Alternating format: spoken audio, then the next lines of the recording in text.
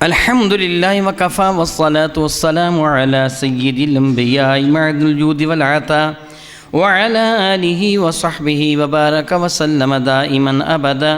قال الله تبارك وتعالى جل وعلا في الكلام المجيد: إن الله وملائكته يصلون على النبي يا أيها الذين آمنوا صلوا عليه وسلموا تسليما.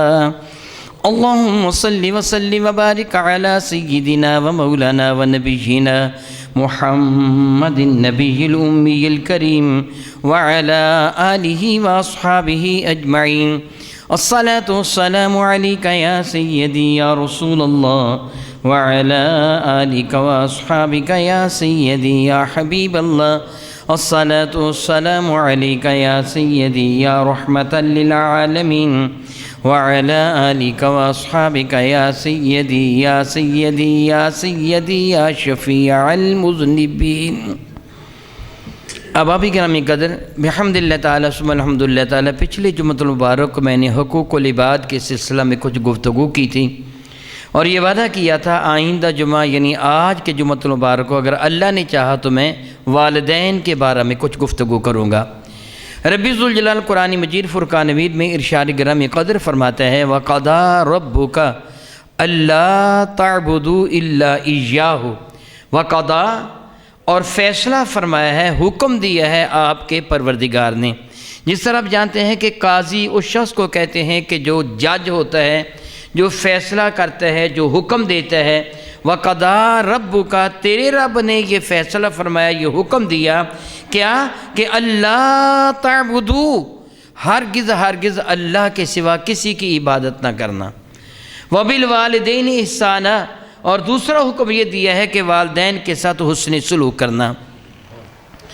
اگر کسی شخص کے ذہن میں یہ بات آئے کہ اللہ تعالیٰ نے اپنی توحید کا ذکر کرنے کے بعد والدین کا ذکر کر دیا تو رسالت کا ذکر تو درمیان میں آیا ہی نہیں ہے کہ کیا اللہ کے بعد پھر والدین کا درجہ بن جاتا ہے؟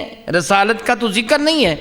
تو اس کا جواب یہ ہے کہ اللہ تعالیٰ جل وعلا نے اپنی توحید کا اعلان اس انداز سے نہیں کیا بلکہ عبادت کے حوالے سے کیا ہے.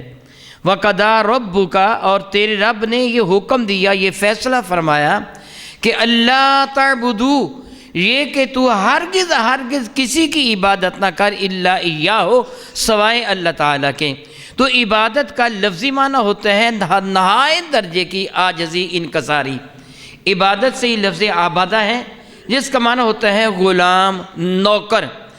عبادت کا معنی انتہا درجے کی عاجزی، انکساری. لیکن اس کا جو عرفی معنی ہے، اصطلاحی معنی ہے، وہ ہے کہ اللہ تعالیٰ جل وعلا کے احکامات کو پہچاننا اس کے نبی کے حوالے سے. میں اس کی چھوٹی سی مثال دوں گا کہ اگر آپ پانی پیتے ہیں اپنی پیاس بجھانے کے لیے تو آپ کا یہ عمل تقاضۂ فطرت سے ہوگا، یعنی وہی عمل ہوگا جس کا تعلق فطرت کے ساتھ ہے. جانور بھی پیاس لگے تو پانی پی لیتا ہے، بھوک لگے تو چارہ چر لیتا ہے. اگر انسان نے پانی پی لیا یا کھانا کھا لیا تو اس میں اور جانور میں کوئی بھی فرق نہیں، یہ تقاضۂ فطرت سے ہے، عمل مباح ہے. پانی پینا نہ گناہ ہے نہ ثواب، روٹی کھانا نہ گناہ ہے نہ ثواب جب تک حرام نہ کھائے گا. لیکن اگر پانی کا گلاس یا پیالہ آپ اپنے ہاتھ میں تھام کر یہ تصور کر لیں کہ پانی میرے نبی نے بھی نوش جہاں فرمایا تھا، اپنے نبی کی سنت پر عمل کرتے ہوئے میں بھی پانی پیتا ہوں، تو آپ کو پانی پینا ثواب ہو جائے گا اور عبادت میں داخل ہو جائے گا. یعنی پانی پینا پھر سنت ہو جائے گا، عبادت بن جائے گا. اسی طرح اپنے سارے اعمال لے لیں، سونا ہے، جاگنا ہے، چلنا ہے، پھرنا ہے، گفتگو کرنا ہے، کسی کے ساتھ سلوک کرنا ہے، کوئی کام کاج کرنا ہے، اگر آپ سنت مصطفیٰ کریم کے مطابق کرتے ہیں تو یہ سب کچھ عبادت ہوگا. اگر سنت کے خلاف ہوگا تو یہ عبادت نہیں ہوگا. تو پھر عبادت کا معنی کیا ہوا؟ نبی کے نقش قدم پہ چلنا، نبی کے حکموں کو ماننا. تو جب عبادت کہا جائے گا تو نبی کی فرما برداری خود آ جائے گی کہ نبی کی فرما برداری کے بغیر عبادت کا تصور ہی ممکن نہیں ہے. یعنی ہو ہی نہیں سکتا کوئی آدمی ایسا عمل کرے کہ جو نبی کی سنت سے ثابت نہ ہو پھر اس کو عبادت کہے۔ عبادت صرف وہ عمل ہوگا جو نبی کی سنت سے ثابت ہے۔ اس سے اعتبار سے جب اللہ تعبدو کہا جائے گا تو معنی کیا ہوگا کہ نبی کی غلامی کا پٹا گردن میں سجا لو۔ جس طرح اس موضوع پہ میں ایک مرتبہ نہیں بہت مرتبہ بڑی تفصیل کے ساتھ بات کر چکا ہوں۔ وَبِالْوَالِدَيْنِ احسانا، والدین کے ساتھ تم احسان کرو گے، حسن سلوک کرو گے۔ میرا اللہ ارشاد گرامی قدر فرماتا ہے فَإِمَّا يَبْلُغَنَّ عِندَكَ الْكِبَرَ أَحَدُهُمَا، اگر ان دونوں میں سے کوئی ایک تیرے پاس ضعیف العمری کو پہنچ جائے، تیری ماں بوڑھی ہو جائے، تیرا باپ بوڑھا ہو، دونوں زندہ ہوں، یا دونوں میں سے کوئی ایک، احدہما او کلاہما، دونوں میں کوئی ایک ضعیف العمر ہو جائے یا دونوں ہی ضعیف العمر ہو جائیں۔ ضعیف العمری کا خصوصیت کے ساتھ اللہ تعالیٰ نے ذکر اس لیے کیا کہ جب انسان ضعیف العمر ہو جاتا ہے تو اس کے قوا جواب دے جاتے ہیں۔ جس طرح انسان کا بچپنا ہوتا ہے، قوا ابھی غیر پختہ ہوتے ہیں، عقل کامل نہیں ہوتی، عقل غیر پختہ ہوتی ہے، انسان مضبوط نہیں ہوتا، کمزور ہوتے ہیں، پھر اللہ تعالیٰ آہستہ آہستہ اس کی گروتھ فرماتا چلا جاتا ہے یہاں تک کہ یہ جوانی کو پہنچ جاتا ہے۔ لفظ بالغ آپ استعمال کرتے فلاں بالغ ہوا کہ نہیں، بالغ کا لفظی معنی ہوتا ہے پہنچ جانا۔ جس طرح آپ سنتے ہیں علماء کرام گفتگو کرنے کے بعد فرماتے وما علینا الا البلاغ، ہمارے ذمہ پہنچا دینا تھا، ذرائع ابلاغ پہنچانے کے ذرائع۔ تو بالغ کا معنی ہوتا ہے پہنچنا، تو ہم عرب میں جب کہتے ہیں بالغ تو مراد ہوتا ہے جوانی کی ابتدا کو پہنچا ہے، یہ پورا بالغ ہو گیا یعنی پورا جوان ہو گیا۔ تو اللہ تعالیٰ جل وعلا شاہ فرماتے ہیں کہ وہ اما یبلغن، جب وہ پہنچ جائیں ضعیف العمری کو، جس طرح میں پہلے کہہ چکا ہوں پہلے بچپنا ہوتے ہیں، پھر بندہ جوانی کو پہنچ جاتے ہیں، قوا مضبوط ہوتے ہیں، طاقت ہوتی ہے، قوت فیصلہ ہوتی ہیں، اور اس میں اللہ رب العزت جل وعلا کی عطا فرمودہ عطاؤں سے طاقت فراوانی کے ساتھ ہوتی ہے، اور پھر یہ سورج ڈھل جاتا ہے، بندہ ضعیف ہونا شروع ہو جاتا ہے، بوڑھا ہو جاتا ہے، بال سیاہ سے سفید ہو جاتے ہیں، دانت کمزور ہو جاتے ہیں، نظر کمزور ہو جاتی ہے، ہڈیاں ٹیڑھی ہو جاتی ہیں، جسم پہ بعض اوقات راشہ طاری ہو جاتا ہے، کمزوری آ جاتی ہے۔ جس طرح یہ سارے اعضاء کمزور ہوتے ہیں اسی طرح دماغ بھی کمزور ہو جاتا ہے۔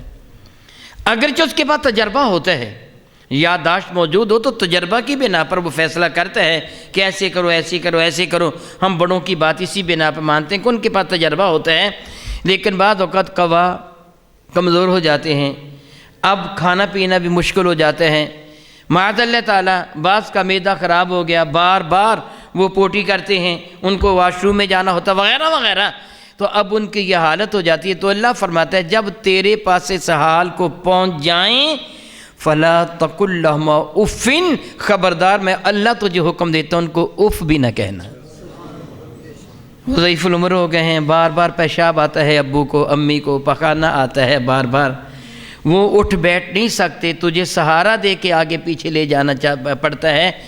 ارے پگلے جب تو بچہ تھا معلوم نہیں تیری ماں ساری رات جاگ کر تجھے اپنے بستر اپنے بلکہ سینے پہ لٹاتی تھی، تو پیشاب کر دیتا تھا، وہ پیشاب کی جگہ خود لیٹ جاتی تھی، تجھے اپنے سینے پہ لٹا لیتی تھی۔ ساری رات اگر تو بیمار ہونے کی وجہ سے تو جاگتا تھا تو تیری ماں اور تیرے باپ کی نیند حرام ہو جایا کرتے تھے، اب وہ بیچارے اس عمر کو پہنچ گئے ہیں تو کیوں نخرے کر رہا ہے؟ تو یہ نہ کہ ہائے یہ کیا ہو گیا، اوفن، اللہ اکبر۔ علماء فرماتا اگر اف سے کوئی معمولی کلمہ ہوتا تو اللہ تعالیٰ یہاں اس کا بھی ذکر فرما دیتا، اپنے ماں باپ کو اف نہ کہے۔ اللہ تعالیٰ فرماتا ہے میں رب تجھے حکم دیتا ہوں فلا تقل لہما اف ولا تنہرہما، اللہ یعوذ باللہ تعالیٰ ان کو تو جھڑکنا نہیں ہے، ان کے سامنے سختی کی گفتگو نہیں کرنی، ان کا دل توڑنا نہیں ہے۔ میرا اللہ ارشاد گرامی قدر فرماتے ہیں فلا تقل لہما اف ولا تنہرہما وقل لہما قولا کریما، ان کے ساتھ بڑی نرمی اور محبت کے ساتھ بات کرنا، بڑی نرمی کے ساتھ بات کرنا۔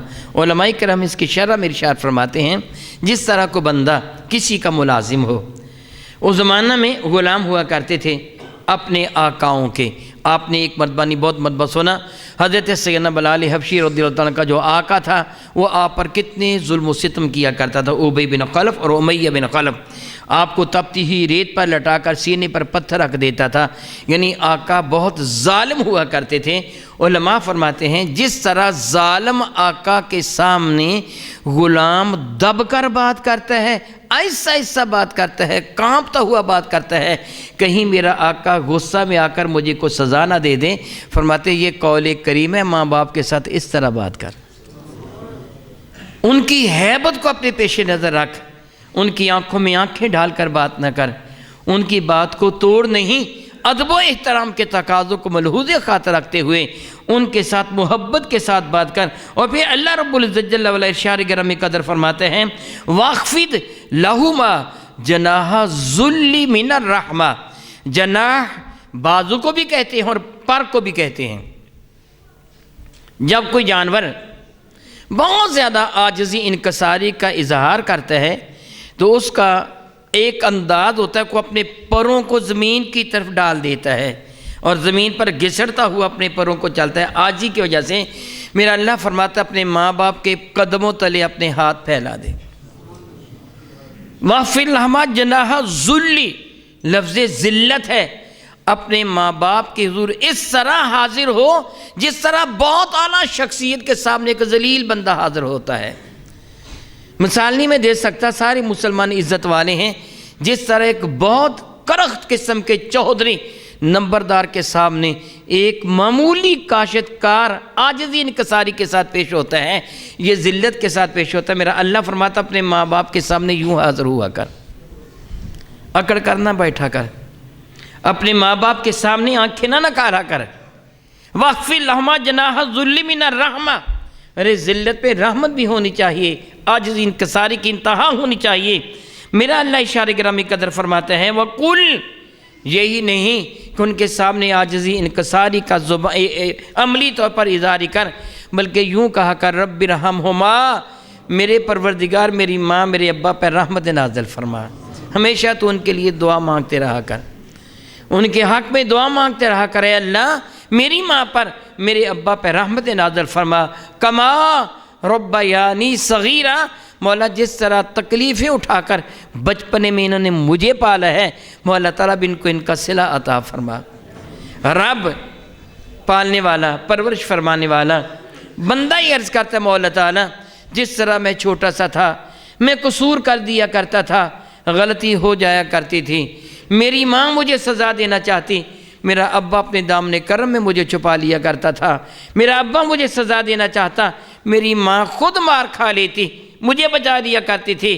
مولا تعالیٰ جس طرح یہ مجھ پہ کرم کرتے تھے تو بھی ان پر کرم فرما، ان کو اپنے دامن رحمت میں پناہ دے دے، ان کو مولا تعالیٰ اپنی رحمتوں کے سایہ تلے جگہ عطا فرما دے۔ یہ کوئی اور نہیں کہہ رہا، اللہ خود فرماتا تو مجھ سے یہ دعا کیا کر، رب ارحمہما کما ربیانی صغیرہ، میرے مولا میرے ماں باپ پر اس طرح رحمت نازل فرما جس طرح میں چھوٹا بچہ ہوا کرتا تھا، یہ مجھ پر رحمت کرتے تھے، میری پرورش کرتے تھے، میرا خیال کرتے تھے، میرے ساتھ محبت کرتے تھے، مولا تو ان کے ساتھ اسی طرح محبت فرما، اسی طرح مولا تعالیٰ ان پہ اپنی رحمت نازل فرما، ان کو اپنے دامن کرم میں پناہ عطا فرما۔ بہت عزت والے میرے بھائیوں، آج وہ کون ہے جو یہ چاہتا ہو کہ میرے پاس رزق کی کمی ہو جائے؟ کون یہ چاہتا ہے کہ میں ذلیل ہو جاؤں؟ کون چاہتا ہے میں بہت جلد مر جاؤں؟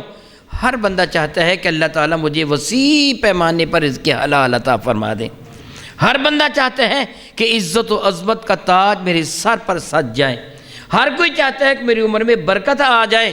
میرے بھائی اس کے لیے آپ وظیفے پوچھنے کے لیے جاتے ہیں کہ پیر جی، شاہ جی، فلاں صاحب، حضرت صاحب مجھے کو وظیفہ بتا دو، میرے رزق میں اضافہ ہو جائے، میرا کاروبار چمک اٹھے، اللہ تعالیٰ مجھے ذلت سے بچا لیں، اللہ تعالیٰ میری عمر میں برکت دے دیں۔ میرے بھائیوں یہ وہ وظیفہ ہے جو میرے نبی نے بتایا ہے۔ میرا بتایا ہوا وظیفہ غلط ہو سکتا ہے، کسی عالم دین کا، کسی پیر صاحب کا بتایا ہوا وظیفہ غلط ہو سکتا ہے، مجھ کو میرے اللہ کی عزت کی قسم جو میرے نبی نے بتایا وہ غلط نہیں ہو سکتا، وہ حقیقت ہے۔ پھر اگر آپ یہ چاہتے ہیں کہ ایسے ہو جائے کہ میری عزت بھی بڑھ جائے، میرا رزق بھی بڑھ جائے، میری عمر میں بھی برکتیں نازل ہو جائیں۔ میرے نبی نے ایک طریقہ کار بتایا ہے۔ حضرت سیدنا عبداللہ ابن عمر رضی اللہ تعالیٰ عنہ مروی ہے، الفاظ حدیث ہیں، وَعَنْ عَبْدِ اللَّهِ ابن عمر رضی اللہ تعالیٰ عنہما قال سمعت رسول اللہ صلی اللہ تعالیٰ علیہ وسلم، عبداللہ ابن عمر رضی اللہ تعالیٰ فرماتے ہیں خود میں نے اپنے کانوں سے اپنے کریم آقا تاجدار اربجم شفیع معظم رحمت عالم سے سنا، یقول، حضور فرماتے تھے، من احب ان یصل اباہ فی میرے نبی علیہ السلام نے اشارے گرامی قدر فرمایا، انس رضی اللہ تعالیٰ فرماتے ہیں من احب ان یمد لہ فی عمرہ، میرے نبی نے فرمایا جو بندہ یہ چاہتا ہے کہ اس کی عمر زیادہ ہو جائے، ان یزداد لہ فی رزقہ، اس کے رزق میں بھی اضافہ ہو جائیں، جو یہ چاہتا ہے کہ اس کی عزت میں بھی اضافہ ہو جائیں، فَلْيُبَرِّ وَالِدَيْهِ، میرے نبی فرماتے اپنے والدین سے حسن سلوک کرے، عزت بھی بڑھ جائے گی، عمر بھی بڑھ جائے گی، رزق بھی بڑھ جائے گا، ہر چیز میں اضافہ ہو جائے گا، سب کچھ ہی بڑھ جائے گا۔ اگر تم یہ چاہتے ہو کہ تمہارے ساتھ اللہ تعالیٰ جل وعلا کی رحمتیں شامل رہیں، اللہ تعالیٰ جل وعلا کی رحمت ہمیشہ تم پہ نازل ہوتی رہے، تو اپنے والدین کی فرما برداری کرنا ہے۔ لیکن جو میں پہلے ایک بات عرض کر چکا ہوں، اور اللہ کا ارشاد گرامی کہ میرے اللہ نے کیا فرمایا، اللہ تعبدوا الا ایاہ، خبردار عبادت سے روگردانی نہ کرنا۔ بعض بے وقوف قسم کے لوگ جو اللہ تعالیٰ جل اور اس کے رسول کی رضا کے جویاں نہیں ہوتے، وہ ایک جملہ ادا کرتے ہیں، بلکہ وہ شعر ہے، پیدا کیا انسان کو درد دل کے واسطے، ورنہ عبادت کے لیے کچھ کم نہ تھے کر رو بیاں، کہ ویلفیئر کا کام کرتے رہو جی، لوگوں کے ساتھ حسن سلوک کرتے رہو جی، نماز روزے کی کوئی ضرورت نہیں ہے۔ یہ فعل، یہ گفتگو حرام ہے اور کفر کی حد تک حرام ہے۔ اللہ تعالیٰ کے نبی نے فرمایا من ترک الصلاۃ متعمدا فقد کفر، جس سے جان بوجھ کر نماز کو ترک کیا اس نے کفر کیا ہے۔ اللہ تعالیٰ قرآن کریم میں فرماتا اقیموا الصلاۃ ولا تکونوا من المشرکین، اللہ تعالیٰ جل وعلا فرماتا ہے کہ پابندی سے نماز پڑھتا رہے، مشرکوں میں سے نہ بن، گویا جو نماز نہ پڑھے گا وہ مشرکوں کے ساتھ اس کا حشر ہوگا، لیعوذ باللہ تعالیٰ، نماز بھی پڑھے گا اور صلہ رحمی بھی کرے گا۔ اللہ نے پہلے اپنی عبادت کا ذکر کیا، اللہ تعبدوا الا ایاہ، خبردار اللہ کے سوا کسی کی عبادت نہ کرنا، وبالوالدین احسانا، والدین کے ساتھ احسان کرنا۔ اللہ کی عبادت کو ترک کر کے اگر تو احسان کرتا ہے تو اللہ کی نافرمانی کرتا ہے۔ بعض نمازیں پڑھتے رہتے ہیں، روزے رکھتے رہتے ہیں، حج کرتے ہیں، زکاتیں دیتے ہیں، لیکن والدین سے اس نے سلوک نہیں کرتا، پھر بھی اپنے رب کی نافرمانی کرتا ہے۔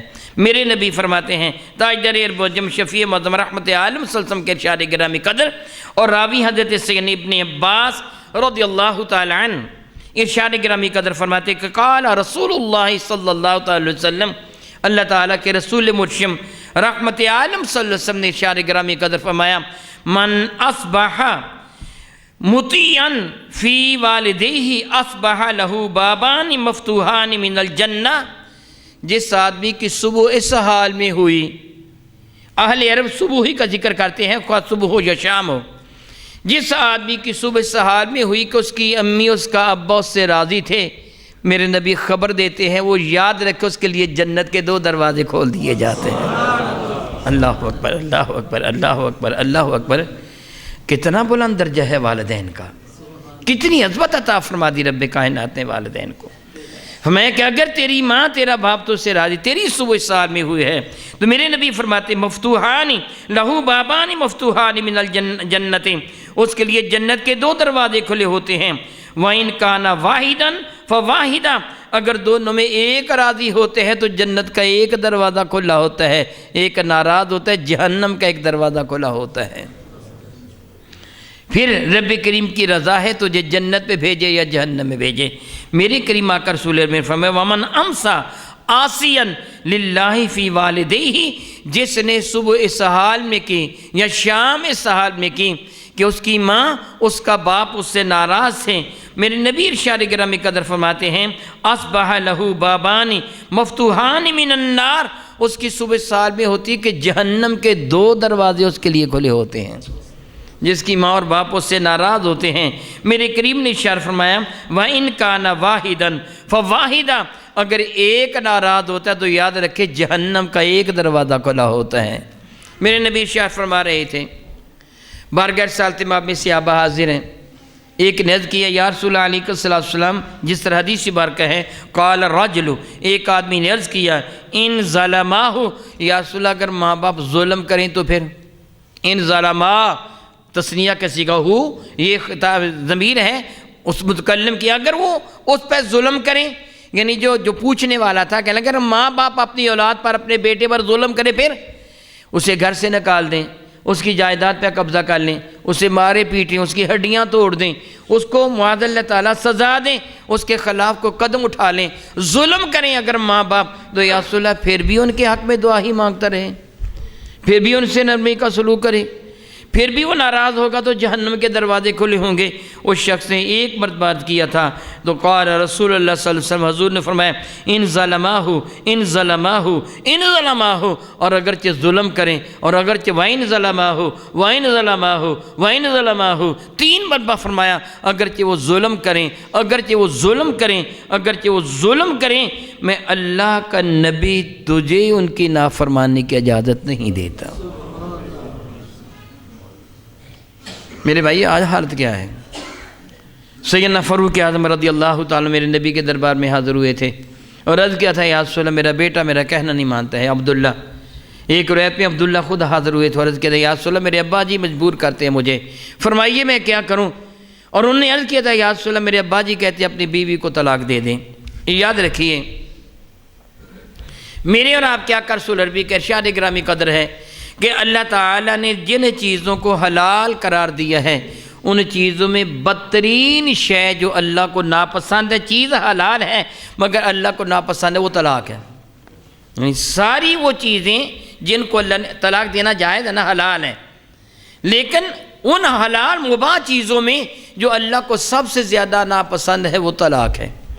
میرے نبی ارشاد فرماتے ہیں شیطان پانی پر اپنا تخت بچھاتا ہے، اپنے چیلی چانٹوں کو بلاتا ہے اور بلا کے کہتا ہے بتاؤ تم نے کیا کیا کام کیے، پوچھتا ہے ان کو ان کی کارکردگی کے متعلق، ایک کہتا ہے میں نے یہ کیا، ایک کہتا ہے میں نے یہ کیا، گناہوں کا ذکر کرتا ہے، شیطان کہتا ہے تو نے کچھ بھی نہیں کیا، ابھی اور گناہ کروا انسانوں سے تاکہ ان کو جہنم میں ڈالا جائے۔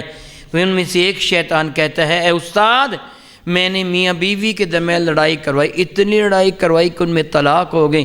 شیطان خوشی سے اچھلتا ہے، اسے اپنے سینے سے لگا کہتا ہے شاباش میرے بیٹے تو نے بڑا کمال کر دیا۔ میرے نبی فرماتے بدترین عمل جو حلال ہے وہ طلاق دینا ہے۔ اللہ تعالیٰ قرآن مجید فرقانوی میں پہلے پارہ میں ارشاد فرماتا ہے وَمَا كَفَرَ سُلَيْمَانُ وَلَكِنَّ الشَّيَاطِينَ كَفَرُوا، یہودیوں کا خیال تھا حضرت سیدنا سلیمان علیہ السلام نے جادو لوگوں کو سکھایا ہے کہ جنات ان کے قبضہ میں تھے۔ اللہ تعالیٰ ان کی تردید فرماتا ہے وَمَا كَفَرَ سُلَيْمَانُ، سلیمان نے کفر نہیں کیا، وَلَكِنَّ الشَّيَاطِينَ كَفَرُوا، کفر تو شیطانوں نے کیا ہے، شیطان کافر ہیں کہ يُعَلِّمُونَ النَّاسَ السِّحْرَ، جنہوں نے لوگوں کو جادو سکھایا، جادو کا کرنے والا کافر۔ اللہ نے ارشاد فرمایا اور وہ جادوگر کیا کرتے تھے؟ جادو سیکھ کر اللہ فرماتا یفرقون بین المرء و زوجہ، میاں بیوی کے درمیان لڑائی ڈلوا دیتے تھے، جادو کے ذریعے میاں بیوی کے درمیان لڑائی کروا دیتے تھے۔ پتہ چلا کہ جو میاں بیوی میں لڑائی کرواتا ہے وہ کافر اور شیطان ہے۔ جو باپ بیٹے، میرے نبی کا ارشاد جہنمی ہے وہ شخص جو باپ اور بیٹے میں لڑائی کرواتا ہے، جہنمی ہے وہ شخص جو آقا اور غلام میں لڑائی کرواتا ہے، جہنمی ہے وہ شخص جو میاں بیوی میں لڑائی کرواتا ہے۔ جو ان میں صلح کرواتا ہے وہ جنتی ہے، وہ اللہ کا ولی ہے۔ آپ جانتے ہیں کہ جھوٹ بولنا کیسا ہے بھلا؟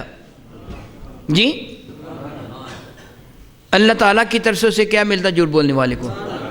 جھوٹے پر اللہ کی بہت بڑا گناہ ہے، جھوٹ بولنا بہت بڑا گناہ ہے، مگر میرے نبی نے فرمایا میاں بیوی میں صلح کروانے کے لیے تجھے جھوٹ بولنا پڑے تجھے معافی اللہ دے دے گا۔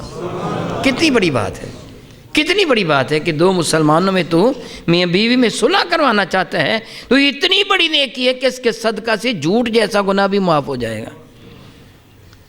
میاں بیوی میں لڑائی کروانا گناہ، طلاق دلوانا گناہ، لیکن عبداللہ ابن عمر نے عرض کیا یا رسول اللہ میرے ابا جی کہتے اپنی بیوی کو طلاق دے دے، تو کیا یہ عمل میں کر لوں؟ مجھے بتا دے میری بیوی کا قصور کیا ہے، وہ میری بڑی فرما بردار ہے، میرے ابا جی کی بڑی تابع فرمان ہے، گھر کا کام کاج کرتی ہے، میرے بچوں کی حفاظت کرتی ہے، یا رسول اللہ میرے ساتھ محبت کرتی ہے، میرے دل میں اس کے لیے پیار ہے۔ میرے ابا جی کہتے طلاق دے دیں، اس کا نقص بتا دیں۔ تو میرے قریب نے فرمایا اس سے بڑھ کر نقص اور کیا ہوگا کہ تیرے ابا کو پسند نہیں ہے، دے دے طلاق۔ میرے نبی نے حکم دے دیا۔ وہ جدا بات ہے کہ فاروق اعظم رضی اللہ تعالیٰ عنہ کو اس کے نقص کا علم تھا، وہ جانتے تھے، لیکن وہ بتانا نہیں چاہتے تھے تاکہ اس لڑکی کی عزت محفوظ رہے۔ وہ جانتے تھے اس کے اندر نقص کیا ہے، اپنے بیٹے کو بھی نہیں بتانا چاہتے تھے کہ یہ غصہ میں نہ آ جائے اس نقص کی وجہ سے، اور اس بیچاری کی عزت بھی برباد نہ ہو جائے۔ لیکن وہ جو کہتے ہیں نا کہ آنکھوں سے دیکھ کر مکھی نہیں کھائی جاتی، جانتے تھے اس میں یہ نقص ہے۔ یہ فرمایا بیٹے اس کو چھوڑ دیں۔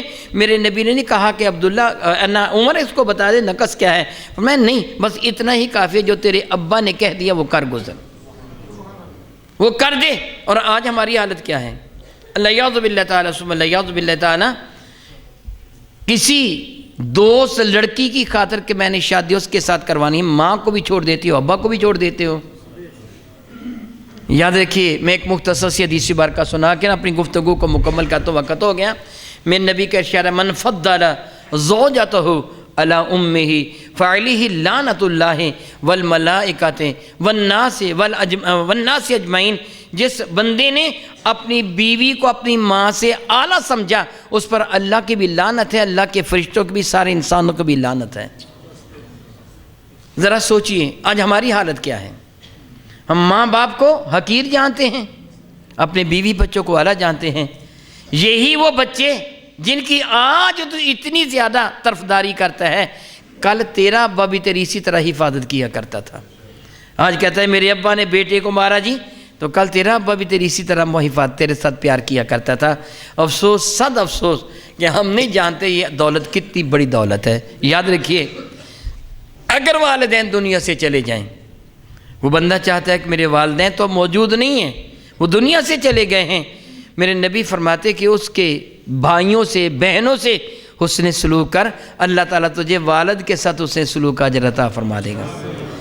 اور اگر خدا نخواستہ تیری ماں تیرا باپ تو اس سے ناراض تھے، یا تو ان کی خدمت کرنا چاہتا ہے، تو ان کے لیے دعائے مغفرت کر، احصال ثواب کر، اللہ تعالیٰ تیرے درجے بلند کر دے گا، ان کو تو سے راضی کر دے گا۔ بلکہ حدیث بارکہ کا مفہوم ہے کہ جو بندہ جمعے کے دن اپنے ماں باپ کی قبر کی زیارت کرے، اس کے صدقہ سے اللہ اس کے سارے گناہوں کو معاف فرما دیتا ہے۔ کتنا بلند درجہ ہے والدین کا، کتنی عظمت عطا فرمائے رب کائنات نے۔ اس دولت کو ضائع نہ کیجیے، اگر اللہ نے عطا فرمائی ہے تو اس کی قدر کیجیے، اگر دنیا سے چلے گئے ہیں تو ان کے لیے سال ثواب کا اہتمام کرتے رہیے۔ میں دعا کرتا ہوں رب کائنات میرے کریم آقا رسول نبی کے صدقہ سے مجھے بھی اور آپ کو بھی ان اعمال کی توفیق عطا فرمائے جن سے اللہ راضی ہے اور اللہ کا نبی۔ آمین ثم آمین، وآخر دعوانا ان الحمد للہ رب العالمین۔